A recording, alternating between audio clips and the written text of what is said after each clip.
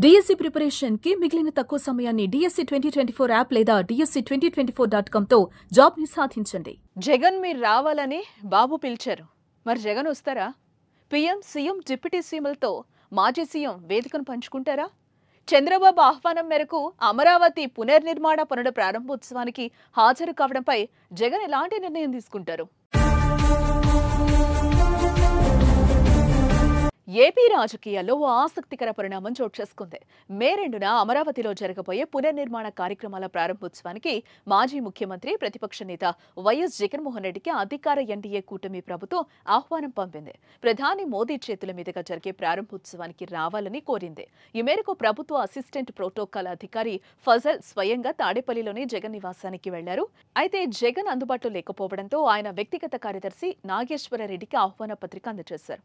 జగన్ కు ఆహ్వానం అందించడం ఏపీ రాజకీయాల్లో హాట్ టాపిక్ గా మారింది. అయితే ప్రభుత్వం మేరకు జగన్ వస్తారా రారా అని ఇప్పుడు ఆసక్తి రేపుతోంది. 2014లో టీడీపీ అధికారంలోకి వచ్చాక ఆంధ్రప్రదేశ్ రాజధానిగా అమరావతి నిర్ణయించింది. ఆనాడు కూడా ప్రధాని మోదీయే రాజధాని పనులు ప్రారంభించారు. కానీ 2019లో టీడీపీ ఓటమి, వైసీపీ విజయంతో సీన్ అంతా మారిపోయింది.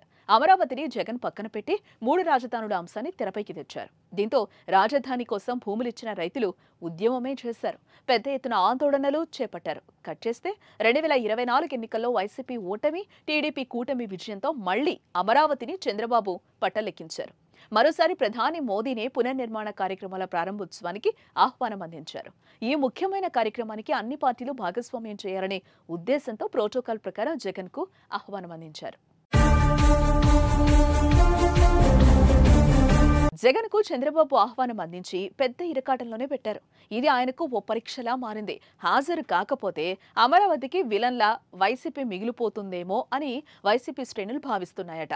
ఆనాడు అమరావతిని వ్యతిరేకించి ఇప్పుడు సభకు హాజరు కావడం కరెక్ట్ కూడా కాదని వైసీపీలో ఓ వర్గం వాదిస్తున్నట్టు సమాచారం. అయితే ప్రధాని మోదీ సభకు హాజరయ్యే అంశంపై వైఎస్ జగన్ పార్టీ నేతలతో చర్చించినట్టు తెలుస్తోంది.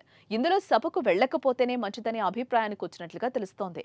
మోదీ సభకు ప్రభుత్వం ప్రోటోకాల్ ప్రకారం ఆహ్వానం పంపినా అధికారులతో దీన్ని పంపడంపై వైసీపీ ఆగ్రహంగా ఉన్నట్లుగా తెలుస్తోంది.